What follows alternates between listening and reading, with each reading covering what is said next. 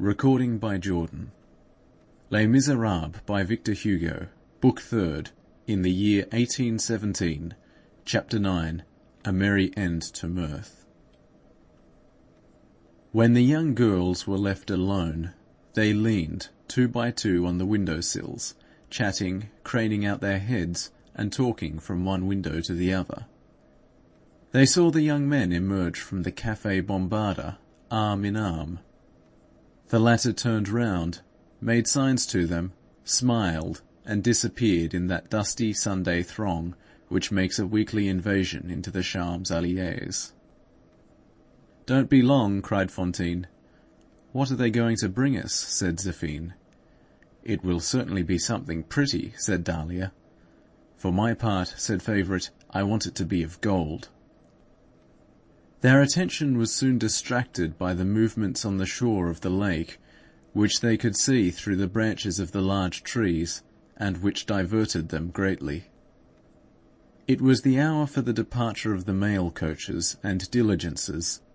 Nearly all the stage-coaches for the south and west passed through the Champs-Élysées. The majority followed the quay, and went through the Passy barrier.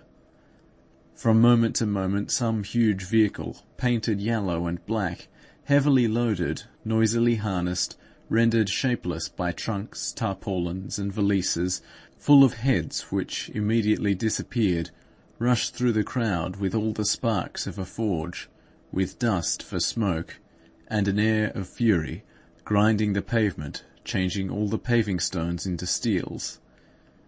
This uproar delighted the young girls. Favourite exclaimed, "What a row! One would say that it was a pile of chains flying away." It chanced that one of these vehicles, which they could only see with difficulty through the thick elms, halted for a moment, then set out again at a gallop. This surprised Fantine. "That's odd," said she. "I thought the diligence never stopped." Favourite shrugged her shoulders. "This Fantine is surprising. I am coming to take a look at her out of curiosity. She is dazzled by the simplest things. Suppose a case. I am a traveller. I say to the diligence, 'I will go on in advance. You shall pick me up on the quay as you pass.' The diligence passes, sees me, halts, and takes me. That is done every day. You do not know life, my dear." In this manner a certain time elapsed. All at once Favourite made a movement like a person who is just waking up. "Well," said she, "and the surprise?" "Yes, by the way," joined in Dahlia, "the famous surprise?" "They are a very long time about it," said Fantine. As Fantine concluded this sigh, the waiter who had served them at dinner entered. He held in his hand something which resembled a letter. "What is that?" demanded Favourite. The waiter replied, "It is a paper that those gentlemen left for these ladies." "Why did you not bring it at once?" "Because," said the waiter, "the gentleman ordered me not to deliver it to the ladies for an hour." Favourite snatched the paper from the waiter's hand. It was, in fact, a letter. "Stop," said she. "There is no address, but this is what is written on it. This is the surprise." She tore the letter open hastily, opened it, and read. She knew how to read. "Our beloved, you must know that we have parents. Parents, you do not know much about such things. They are called fathers and mothers by the civil code, which is puerile and honest. Now, these parents groan, these old folks implore us. These good men and these good women call us prodigal sons.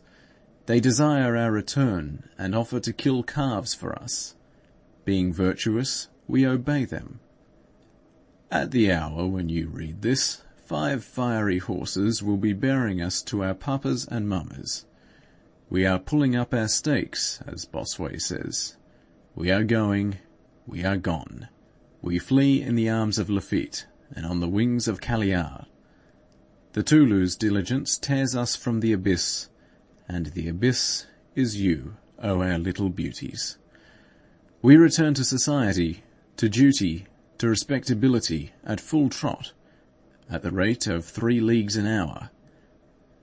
It is necessary for the good of the country that we should be, like the rest of the world, prefects, fathers of families, rural police, and councillors of state. Venerate us, we are sacrificing ourselves. Mourn for us in haste, and replace us with speed. If this letter lacerates you, do the same by it. Adieu. For the space of nearly 2 years we have made you happy. We bear you no grudge for that.